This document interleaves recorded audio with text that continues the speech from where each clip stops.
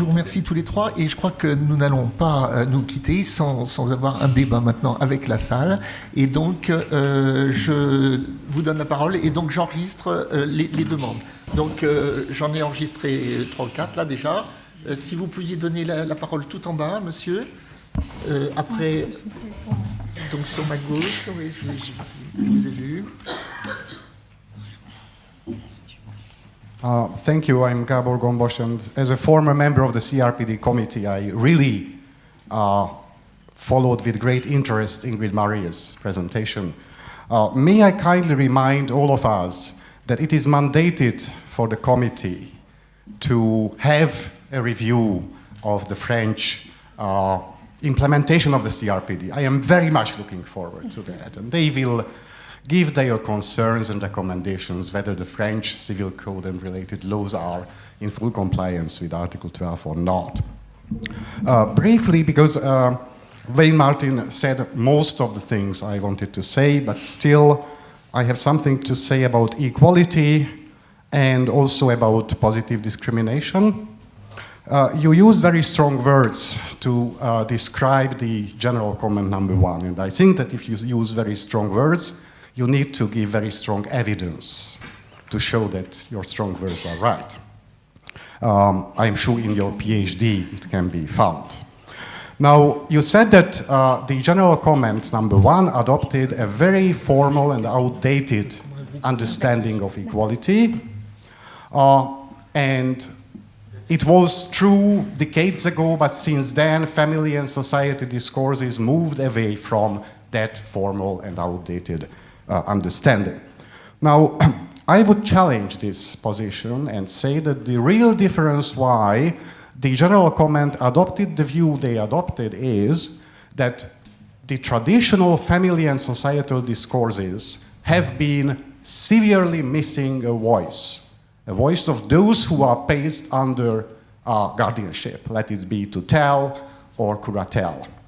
And for the first time, when the general comment was made, broad consultations were made with those organizations who have first-hand experience about what it means to be under guardianship.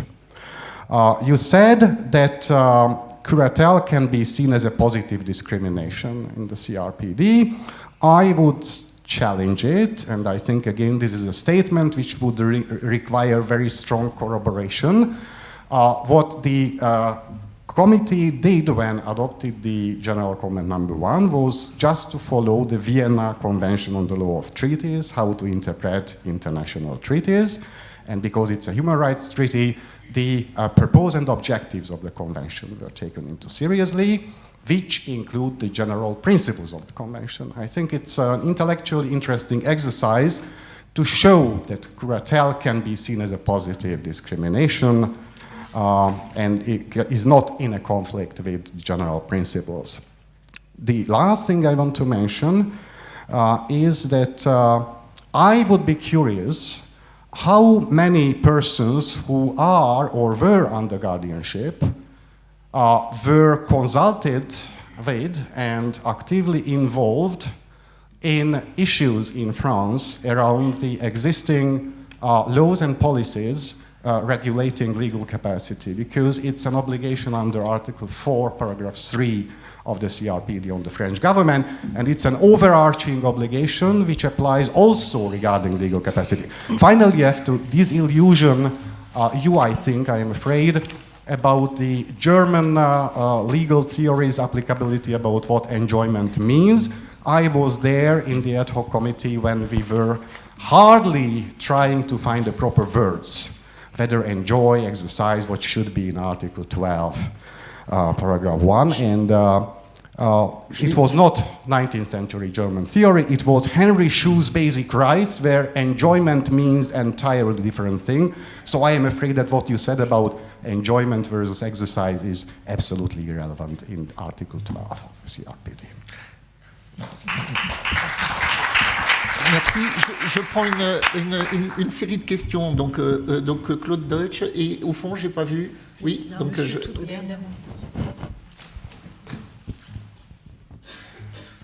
Oui, Madame Maria a posé vraiment la chose là où il fallait en disant que le juge, c'était la question de manifester sa volonté qui était interrogée.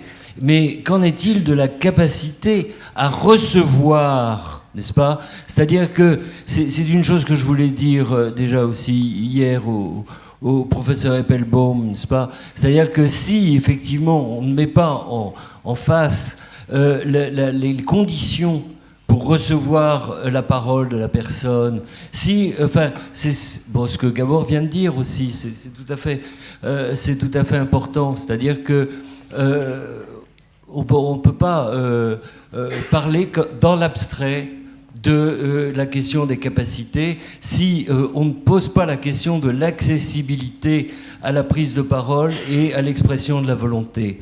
Ça, c'est quelque chose d'absolument essentiel. Et par rapport à la recherche dont on nous a parlé sur les MDPH, enfin, je voudrais dire que notre pari a été d'initier une recherche où les usagers vont interroger les institutionnels sur la prise en compte de leurs désirs et de leurs besoins en termes de vie autonome et de pleine citoyenneté. Et que ça change tout aussi. Qui pose la question? Voilà. Oui, tout au fond, je suis un peu masqué par le projecteur, mais j'ai vu une main qui se levait. Oui, Philippe Guérard, Advocacy France, pour rebondir un petit peu sur tout ce qui a été dit aujourd'hui.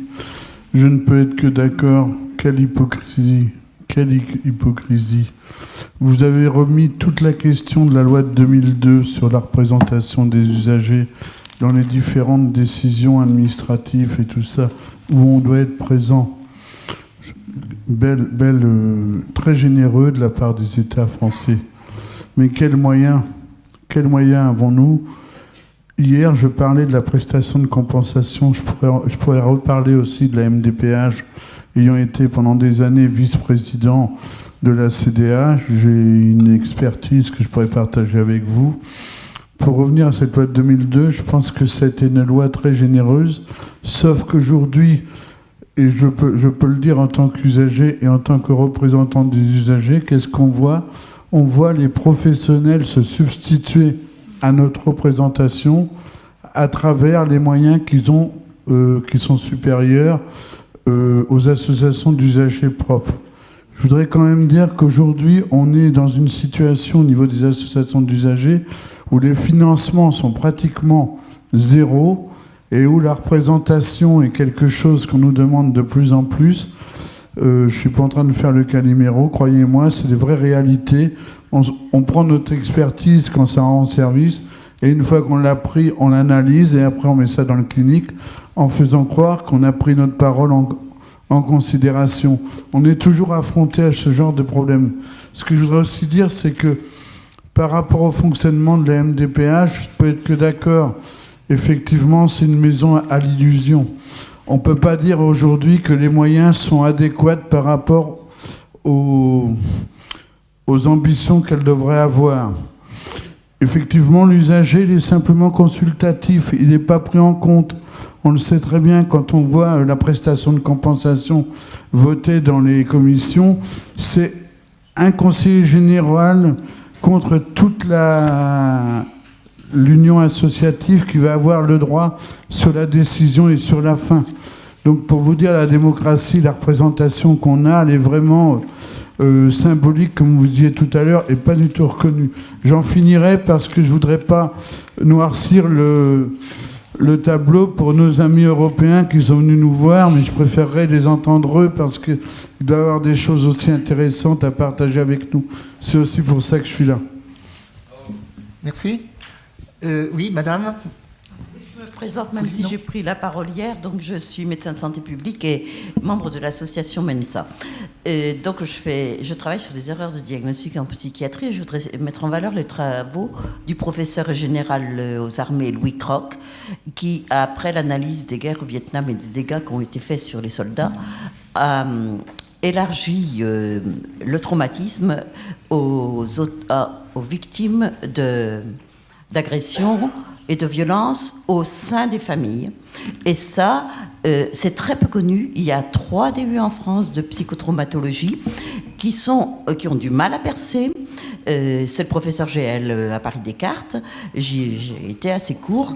Et donc, en fait, il se pourrait que la moitié, en fait, des personnes qui arrivent aux urgences, aux hôpitaux, psychiatriques notamment, soient des victimes. Et quand vous parliez de vulnérabilité qui était fonction du milieu, c'est en droit, pour un criminel supposé, il y a toujours la présomption d'innocence. Moi, je pense que ça serait pas mal d'envisager une présomption de bonne santé de quelqu'un qui est simplement très en colère, d'avoir été rendu malade. C'est ce que dit un peu aussi l'auteur américain Harold de Serle, l'effort pour rendre l'autre fou. Mais Racamier aussi l'avait dit. Et puis, c'est un peu aussi ce que dit l'expert psychiatre Zaguri, qui avait expertisé Guy Georges. Donc, voilà, c'est des questions qui sont rarement abordées parce que des fois on voit des gens qui disent des choses vraies. Alors il y a le CRPA qui traite de toutes ces, avec Monsieur Bitton, qui n'a pas été invité, il est souvent invité au ministère. Et donc voilà, il faudrait peut-être y réfléchir, vu que c'est le créateur, le professeur Louis Croc est quand même le créateur des cellules d'urgence médico-psychologique. Et ce qui expliquerait ce que vous disiez, monsieur, à propos de les jeux d'influence, etc., que l'UNAFAM, qui représente des familles où on a intérêt à prendre un bouc émissaire pour avoir la paix, en gros c'est ça, hein, la théorie que développe René Girard aussi, par rapport aux associations comme Advocacy qui est présente ici, qui sont représentatives uniquement de patients. Et donc, évidemment, ils n'ont pas les mêmes intérêts. Puis, il y a les questions d'argent aussi. On n'a pas envie que le malade dépense son argent, qui est quand même son argent. Des fois, on a envie d'en hériter, donc on se pose tuteur. Voilà. Bien, merci. Donc, est-ce qu'il y a d'autres prises de parole? Donc, madame? Ici. Oui, Marie-Hélène Isandrea, l'avocat. Donc je vais aborder les questions de droit. Je représente aussi le comité scientifique de la FIAPA. Et je crois qu'on n'a peut-être pas... Alors, dans vraiment ce débat qui est tout à fait profond et passionnant, je trouve cependant qu'on ne fait peut-être pas assez la distinction entre le droit civil, qui est, pour reprendre la liberté, égalité, fraternité de notre société française, qui est le fondement de toutes ces déclarations universelles. Nous, on est présomptueux, les Français, parce que c'est nous qui sommes à l'origine de toutes ces déclarations universelles et de toutes ces conventions. Donc, liberté, égalité, ce sont des citoyens égaux et libres en droit. Et je crois que le droit civil est fort respectueux, et là je parle sous contrôle de Mme Caron d'Église, de la personne à protéger, et qu'on nomme par un juge indépendant une personne indépendante qui est chargée de rechercher sa volonté et de trouver les voies pour qu'elle puisse s'exprimer, à condition bien sûr que ça soit conforme à ses intérêts. Et là, s'il y a une difficulté, le juge statue. Donc le droit civil, je ne suis pas d'accord tout à fait avec vous, monsieur Martin, car nous sommes vraiment dans les clous, si je puis dire, et dans l'article 12 de la Convention. En revanche, quand on parle, et on le voit très bien avec l'expression, la fraternité, ça se traduit à notre époque par la solidarité. Et là, c'est ce que j'appelle, moi, les droits octroyés. J'ai droit à la sécurité sociale, j'ai droit à la AH, j'ai droit à l'APA pour les personnes âgées, etc. J'ai des droits. Et ça, on arrive dans les intérêts de la personne. Monsieur Delevoye faisait la différence ce matin, c'est très intéressant, parce que là, c'est un droit un peu d'infantilisation. Et effectivement, là, je trouve que l'expression est... Tout le monde l'évoque, bien sûr. Quand on est dans les droits octroyés, là, les personnes sont tout à fait déniées parce que vous expliquez que c'est l'institution qui se protège, parce qu'il y a des problèmes financiers, et que cette différence-là fait toute la différence entre le droit civil qui respecte la personne et qui la met au centre, et les droits sociaux qui mettent les intérêts de la société, et plus que les intérêts des personnes, au centre de leurs préoccupations. Alors j'aimerais bien qu'on fasse bien cette différence, parce qu'on voit avec les interlocuteurs que quand elle n'est pas faite, on ne parle pas tout à fait de la même chose. Merci madame. Je vais redonner la parole aux intervenants pour s'il y a des questions qui s'adressaient à eux ou à laquelle ils se sentent en situation de pouvoir apporter des compléments d'information. Oui, j'y vais. Oui, monsieur Gombos, je m'attendais à votre réaction, qui est tout à fait naturelle. Alors, je me suis peut-être mal exprimée. La théorie allemande que j'ai développée, évidemment, je n'ai pas voulu dire que c'était celle que vous aviez voulu adopter dans le comité. Hein, cela va de soi. J'essayais juste d'expliquer, nous, notre interprétation, d'où elle venait. Voilà, donc c'était vraiment cela. Après, ce sur quoi je veux quand même insister, je n'ai pas eu le temps à la fin suffisamment probablement, c'est que cette distinction exercice-jouissance, alors on n'est pas forcément sur la capacité d'exercice, la capacité de jouissance, mais elle est quand même très utilisée au niveau international, dans les conventions internationales, par la jurisprudence de la Cour européenne des droits de l'homme, précisément pour relativiser l'exercice, la mise en œuvre des droits. Voilà. Donc là-dessus, le comité, j'ai bien compris qu'il voulait marquer un changement de paradigme, mais c'est surprenant d'autant plus que c'est très nouveau par rapport à ce qui se fait aussi au niveau international depuis quelques années. Pour la curatelle, c'est une mesure associative. Pourquoi ? Parce que un majeur qui est placé sous curatelle fait tous les actes. Il fait les actes qu'on appelle d'administration, qui sont les actes de gestion courante seul. Et pour les actes de disposition, vendre un bien, mettre sous hypothèque sa maison, par exemple, il est simplement assisté. Assister, ça veut dire que le curateur appose sa signature à côté de la sienne. Alors, le curateur est là pour l'accompagner. Dans l'assistance, pour moi, il y a le conseil antérieur à l'acte, mais en aucun cas, il se substitue au curatellaire. Et je crois que là, les MJPM, s'ils pouvaient vous répondre, ils vous montreraient que le majeur, il est actif dans la curatelle. Ceci étant dit, je vais mettre toutefois un bémol, j'ai conscience des travers aussi de notre droit. Je crois que Pierre Boutier l'a laissé entendre hier, la curatelle renforcée, dans la pratique, effectivement, les MJPM se comportent souvent comme des tuteurs, ce qui ne devrait pas être le cas. Voilà. Mais la curatelle n'est pas une mesure substitutive. Voilà ce que je voulais répondre. Merci. Pierre-Yves Baudot, sur la question de la représentation. Oui, pour répondre à la question qui m'a été posée, j'avais l'impression de faire un exposé extrêmement optimiste, presque un peu bisounours, sur le fait que des MDPH pouvaient effectivement mettre en place des droits. J'ai l'impression de ne pas avoir été assez optimiste encore.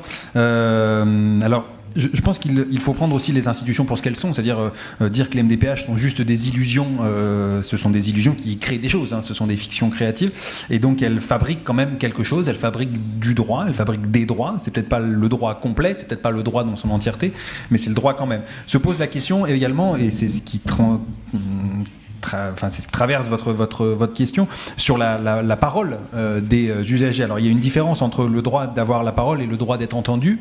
C'est pas tout à fait la même chose. Pour l'instant, les représentants ont juste le droit à la parole, ils n'ont pas forcément le droit à ce que leur prise de parole soit la prise de parole déterminante. Et se pose plus largement une question aussi sur la représentation en tant que telle. Qui représente ? Quel est le mandat dont disposent les représentants pour représenter ? Et il est vrai que nous, dans nos travaux sur les MDPH, on a assisté à une forme de professionnalisation des représentants, c'est-à-dire des gens qui sont représentants du lundi matin au dimanche soir, et qui font ça toute la journée et toute la semaine et toute l'année. À partir du moment, et c'est les jeux classiques de la représentation, mais qu'on trouve aussi dans l'espace politique, à partir du moment où la représentation se professionnalise, le représentant perd en représentativité, et c'est aussi ça qui est en jeu dans la question que posait Liora à la fin sur la prise de parole des personnes handicapées elles-mêmes. C'est aussi ça qui est en jeu dans ces instances de démocratie, dans ces instances de consultation, de délibération sur la production des droits. Écoutez, je vous remercie tous pour votre participation à cette session. Et en termes de conclusion, moi je voudrais juste rebondir sur cette prise de parole des personnes handicapées pour la montée d'un cran et la mettre au niveau de la prise de parole dans le domaine de la recherche, puisque finalement ce qu'on a remis un petit peu en question, c'est aussi la capacité du chercheur à observer, à recueillir la parole, à entendre cette parole des personnes handicapées. Et donc c'est la question du passage aussi de la personne handicapée d'objet de recherche. On a bien vu que les recherches manquent sur ce sujet, à sujet de la recherche, voire à acteur de la recherche. Et là, finalement, si on pouvait s'autoriser un parallèle avec cette question de la prise, du passage d'une prise de décision substituée à une prise de décision assistée. La question qu'on peut se poser, c'est celle du recueil de cette parole par le chercheur et quel accompagnement elle pourrait justifier ou pourrait lui permettre de passer d'un rôle de, je veux dire, voilà ce qu'aurait dit la personne handicapée, à voilà ce qu'avec un certain nombre de moyens, elle peut dire, quoi.